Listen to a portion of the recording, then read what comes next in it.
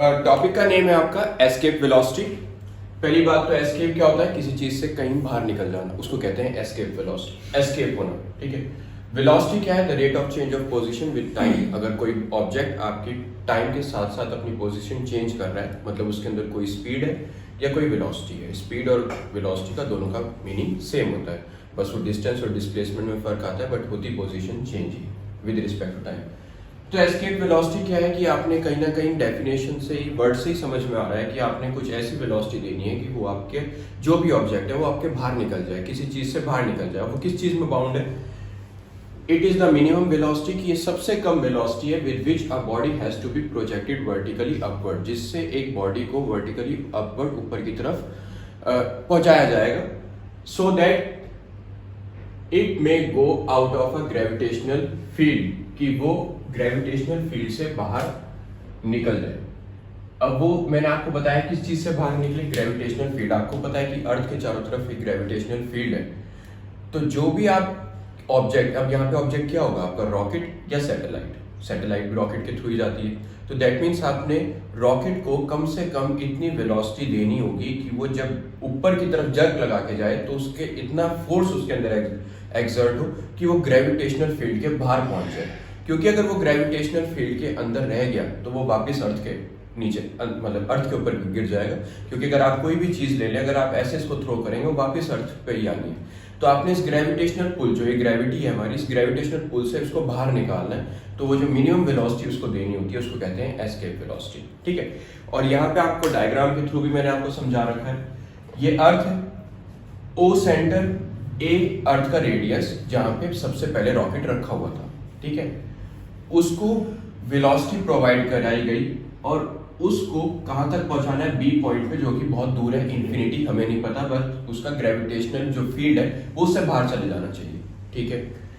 लेकिन इस पे हम एक इंस्टेंट पे इस पोजीशन को पढ़ेंगे। वो इंस्टेंट पॉइंट है उसका सी।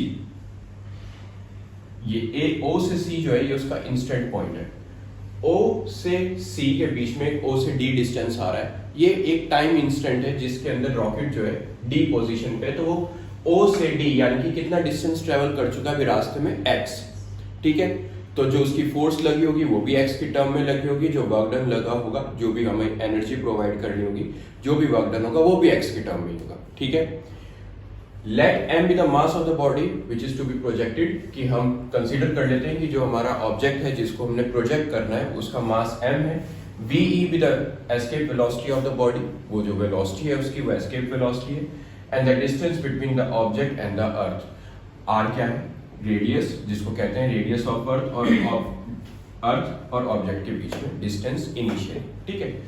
इनिशियली उसका डिस्टेंस आर है, जिसको कहते हैं लोअर लिमिट। फाइनल उसका डिस्टेंस कितना हो जाना चाहिए, इन्फिनिटी, जिसको कहते हैं अपर लिमिट। तो जब मैं इंटीग्रेशन करूंगा तो उसके अंदर जो लिमिट डालूंगा मैं, लोअर लिमिट उसके अंदर डलेगी आर, क्योंकि सबसे पहले उसकी पोजीशन जो थी अर्थ के साथ, उसका डिस्टेंस कितना था, आर। और अपर लिमिट की अब उसका अर्थ के साथ ओ से लेके बी तक इतना डिस्टेंस हो जाना चाहिए, इन्फिनिटी। तो हम एक गिवन पॉइंट ले लेते हैं अपना, विच इज डी, जो हमें नहीं पता कि किसी एक इंस्टेंट पे उसका टाइम कितना है। ठीक है।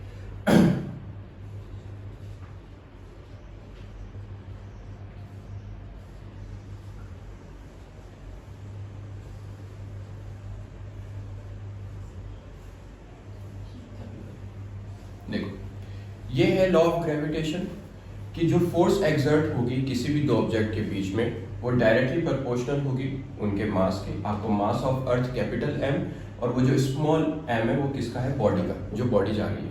हम एक इंस्टेंट पे पढ़ रहे हैं जो कि डीप पोजीशन पे हुआ है, तो उसके बीच में और उसका डिस्टेंस कितना है, एक्स। ठीक है।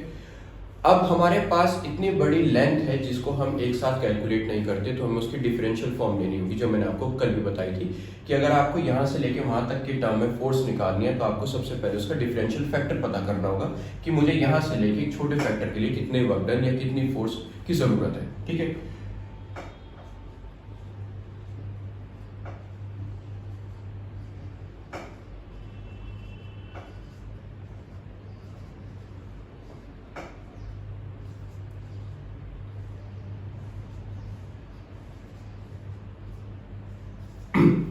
dw is equals to force into displacement या distance।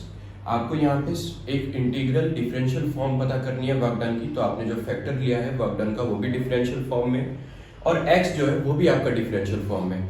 फोर्स क्यों नहीं होती डिफरेंशियल फॉर्म में? क्योंकि फोर्स जो है एक कांस्टेंट है, वो तो चाहे आप यहाँ से यहाँ तक चले जाओ तब भी आपको उतनी फोर्स देनी है, या वहां से वहां तक चले जाओ तब भी आपको फोर्स उतनी ही देनी है। तो फोर्स तो डिफरेंशियल होने से रहेगी। ऐसा तो है नहीं कि मैं जैसे जैसे रास्ता बढ़ा रहा हूँ अपनी फोर्स को बढ़ाता जा रहा हूँ, पहले मैंने थोड़ी फोर्स लगाई, फिर थोड़ी, फिर और ज्यादा बढ़ाता चला। फोर्स तो एक कांस्टेंट है। अगर आपको किसी पुली को धक्का देना है तो आपको एक पर्टिकुलर ताकत से उसको धक्का देते रहना होगा जब तक आप उसको अपनी इंटेंशनली पोजीशन यानी कि फाइनल पोजीशन तक ना ले जाए। अब इक्वेशन 1 और इक्वेशन 2 में आपको F नजर आ रहा होगा, आप इसकी वैल्यू पुट कर दो। dw is equals to gm upon x square into dx। ठीक है, अब ये डिफरेंशियल फॉर्म है। डिफरेंशियल फॉर्म होती है जब आप किसी टर्म को एक स्मॉल क्वांटिटी में मेजर करते हो। अब हम चलते हैं इंटीग्रल फॉर्म पे। इंटीग्रल फॉर्म होती है जब आप किसी टर्म को छोटी टर्म में छोटी वैल्यू में कैलकुलेट कर लें तो आप उसको बड़ी वैल्यू में कैसे कैलकुलेट करते हैं। ठीक है, integrate both sides, dw equals to gm upon x square dx। दोनों तरफ इंटीग्रेशन लगाई। ठीक है, यहां तक क्लियर है। अब हम डालते हैं लोअर लिमिट और अपर लिमिट। ठीक है, जो वर्क डन है वो सबसे पहले क्या होगा, 0, जब रॉकेट अपनी ए पोजीशन पे होगा। ठीक है, तब तो कोई भी वर्क डन नहीं होगा उसके साथ, तो अपना उसी पोजीशन पे। जब वो बी पोजीशन पे चल गया तो हम मान लेते हैं कि उसका टोटल वर्क डन कितना होगा, कैपिटल W। यहाँ पे जो आपकी टर्म है वो डिस्टेंस में मेजर होगी। क्यों? क्योंकि ग्रेविटेशनल कांस्टेंट तो वैसी वैल्यू फिक्स होती है, मास ऑफ अर्थ वो भी वैल्यू फिक्स है, और स्मॉल m वो भी आपका ऑब्जेक्ट जो भी रॉकेट होगा उसका मास फिक्स होगा। तो सिर्फ चेंज क्या होना है, उसका डिस्टेंस।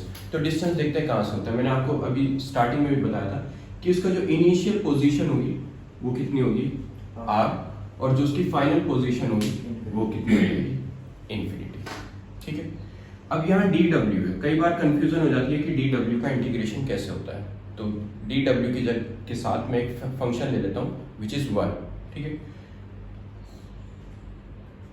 और 1 किसी भी फंक्शन की पावर 0 हो जाए तो वो क्वांटिटी कितनी होती है, 1 gm r infinity 1 by x square dx। ठीक है, ये 1 बाई एक्स स्क्वेयर है। अगर ये ऊपर जाए तो क्या हो जाएगा, माइनस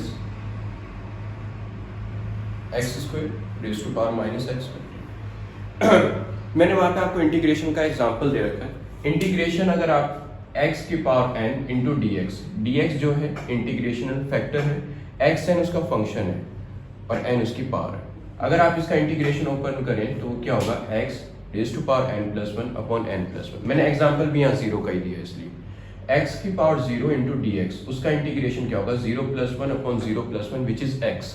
तो यानी कि अगर x की पावर 0 है उसका इंटीग्रेशन x हो रहा है, तो जो w है, w की पावर 0 उसका इंटीग्रेशन w होगा। ठीक है, w लोअर लिमिट कितनी है, 0, और कैपिटल W क्या है उसकी अपर लिमिट। ठीक है, gm। अब चलते हैं x स्क्वायर की तरफ।